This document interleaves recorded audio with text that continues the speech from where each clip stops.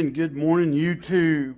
It's the old soldier coming at you from Robeson County, North Carolina, just outside of the little old town of Parkton. Blanky, how you miss the whole town. Where when you drive by, Barney and Andy say hello. Well,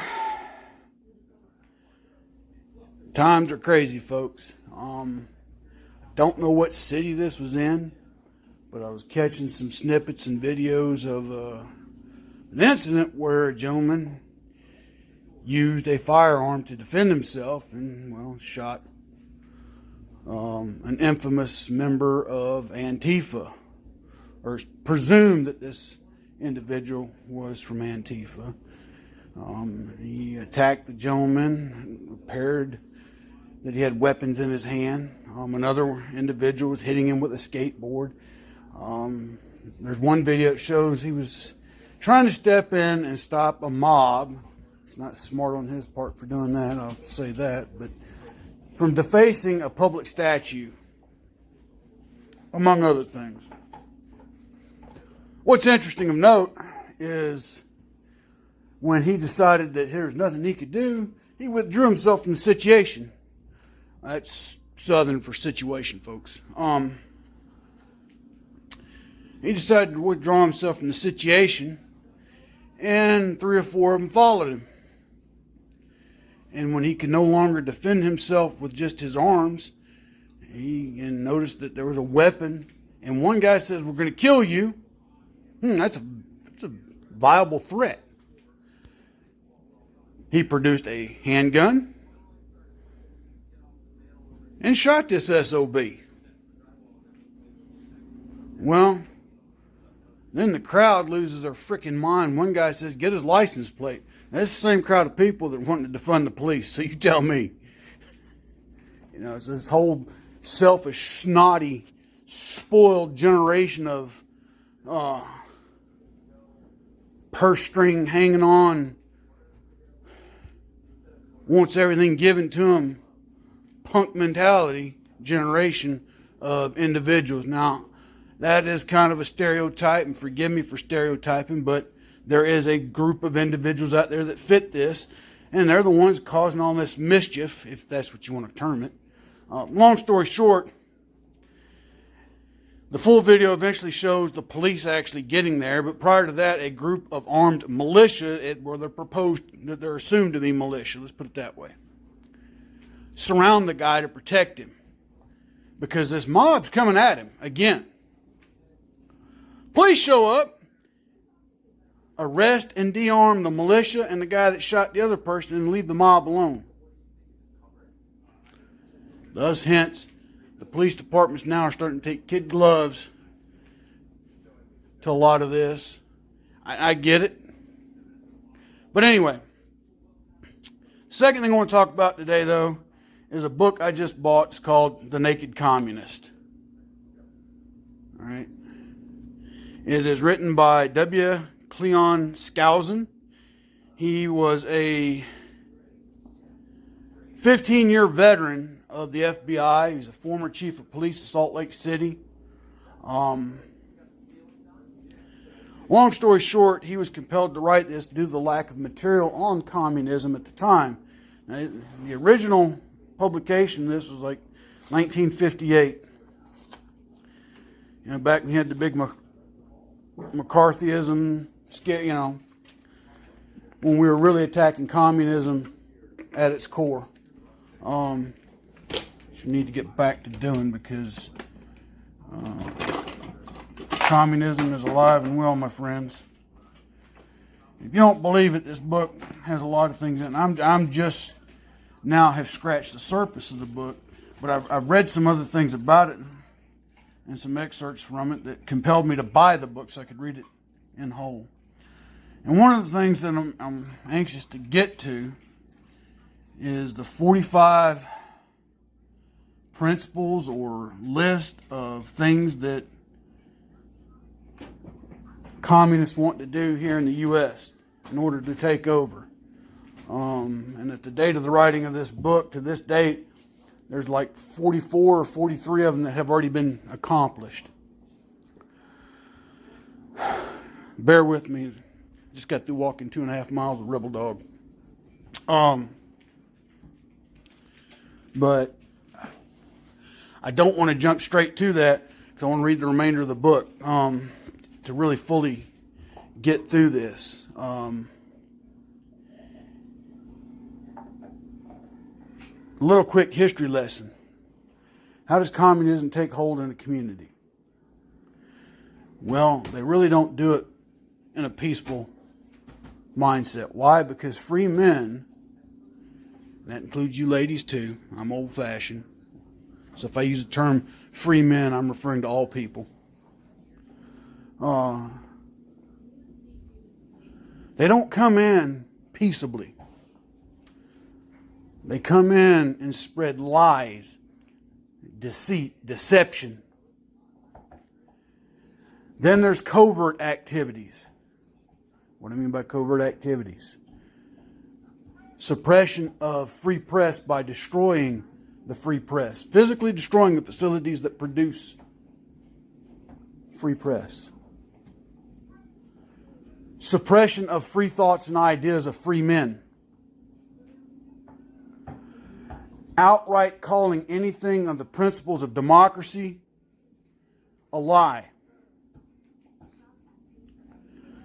Separating people by class, by race, by religion. And with religion to the point that it eventually gets to, there's no such thing as God. That's the eventual manifest of communism in that regard. But they subvert, they divide.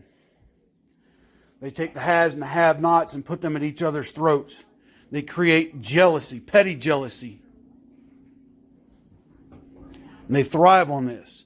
Now, on the overt side, they say they're doing this to provide for an equal and equitable living for all. But the reality is, the ones that are in charge seem to become the haves. And the minions, the peons, the people that they brainwash to do their work become the have-nots. But they're so brainwashed that they cannot see beyond the end of their nose as to what's really going on. Now, folks, stop and think about what I've just said and look at what's going on in this world today and tell me that's not happening. There was some little individual on another site I commented on, basically made the comment to me that this ain't nothing for me not to get my jock strap in a bunch. Thought it was a rather flippant and arrogant remark by this individual. I'm not going to call him out because, that's what communists do. But I would say that you need to have your fingers on the pulse of what's going on. I'm going to share 2 things that I got from the introduction of the book so far. And this is from Karl Marx. There was 2 things that Karl Marx knew that he had to accomplish in order to achieve his goal of communism. And one was the total annihilation of all opposition, the downfall of all existing governments, economies, and societies. And the second thing he needed was a new type of human being. What I mean by a new type of human being? One that could be molded and shaped to believe the lie that there was a group of individuals that were hoarding things, holding on to things, not paying a fair wage. Okay? And so far as I'm in my reading, I just started chapter 1, and it's getting into Karl Marx, the man. But some other things that I've dug into is that one place that communism tried to get into in the 50s and the early 60s was our labor unions. Now, if you're a union person, so be it. I don't have any great love for unions. They've cost me work in the past. And they just put a foul taste in my mouth because of that. So I can honestly say I'd never support a union. For those that are union members and have had good experiences, I won't detract from that. I'm just stating a fact that it was proven that during that time frame, Communist Party tried to infiltrate through the unions. Why? There's a large group of people that made up the body of labor for the United States. What better place to infiltrate and organize resistance to the democratic principles to our republic? What better place to seed the lies that big business was not in it to support their laborers, their employees? Now, anybody would tell you that a company, in order for it to thrive, has to have good employees. Okay, it's not to say companies in the United States have treated their employees poorly. There's plenty of examples of that. You go to West Virginia, the coal mines for years. Okay, all right. I've had friends that have worked in those coal mines back before labor reforms. You know, in that case, yeah, the labor union did do what it was supposed to do. But the whole point I'm getting at is that not only did the Communist Party in America infiltrate the unions, another goal is to get into the churches. You're saying, well, you just said a minute ago communism doesn't really believe in God. This is true. But why take on an enemy head on that you can't defeat in direct battle? So what do? You infiltrate. You deceive from within. You divide from within. A house divided cannot stand. Now, you take a look at the modern Judeo-Christian church today, and you look at the divide that's going on. There's several, actually. There was a time when I was a child, if you were a young couple living out of wedlock, you'd be run out of church. Now, I know what someone's going to say. Well, God's supposed to love all people? Yeah. But the Bible also tells us that doing what they're doing is a sin. Even Jesus told at the well, the lady at the well, he knew her. And he let her know that he knew her. He knew that she'd been married multiple times before and that the man that she was with was not her husband. And he just told her. He says, daughter, you are forgiven. Go and sin no more. Telling her not to go back to that man. So my point being is God loves all people, but at the same token, He's going to call sin out for what it is. Now, I'm not going to go any further into that.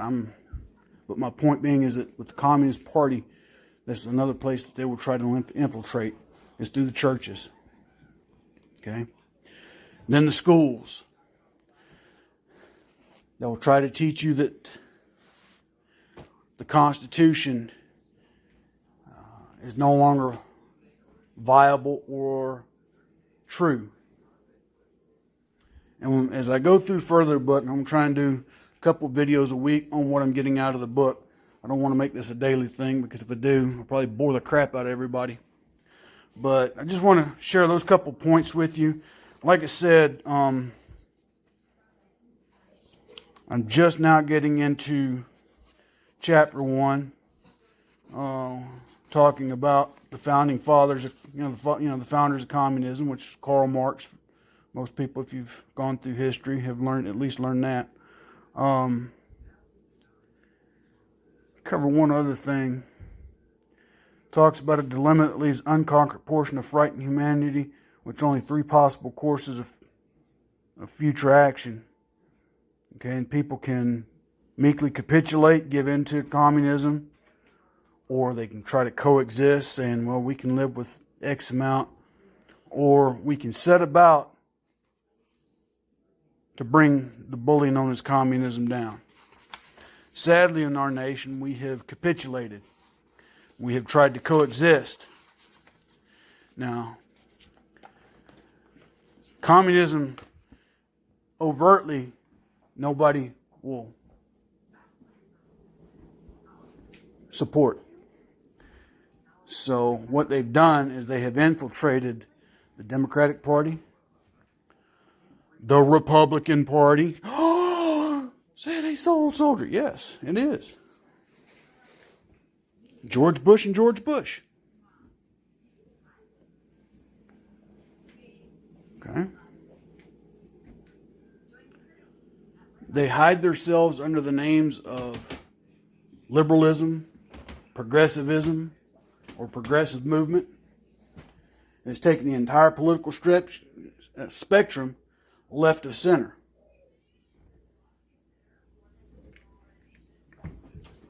So much so that they're getting closer and closer to achieving their goal. Now, some of you people are like, what in the world is he talking about? Why is he sowing all this panic? I'm not trying to sow any panic, folks. It's already here. And right now, they're using these tragedies to try and come from a covert operation to an overt operation. So that's the next progressive step, is they will start overtly trying to push their agenda. Okay?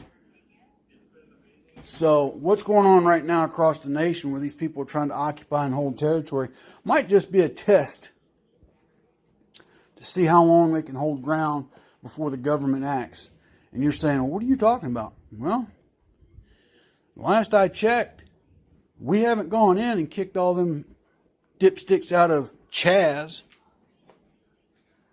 If they have, I'll stand corrected. But as of right now, the federal government has not sent troops in, which right now they have a legal authority to do so. Okay. The other thing, too, is, our government wasn't afraid to take on conservative extremists several years ago. But now liberal extremists, it's like we need to take kid gloves to them. Think about that for a minute. Think about that for a minute. Anyway, folks, I'm going to get off here. I just wanted to share that with you. Like I said, try and do these excerpts a couple times a week on this book till I finish it. Give me your thoughts below, what you think. And we'll go from there. But like I said, I'm going to share what I learned from this book with everybody. But until tomorrow's video, God bless, take care, stay safe, stay vigilant, stay armed, my friends. If you got to go somewhere, use the buddy system, as we used to teach our soldiers in the Army. If you got to go somewhere, use the buddy system. Let somebody know where you're going to be at all times. All right? Even in this modern age of technology, still let somebody know where you're going to be at all times, who you're with, where you're intending to go when you leave there. May sound like a lot, but given what's going on in the world right now, just take that extra step of caution. But until tomorrow, folks, God bless, take care. It's the old soldier out.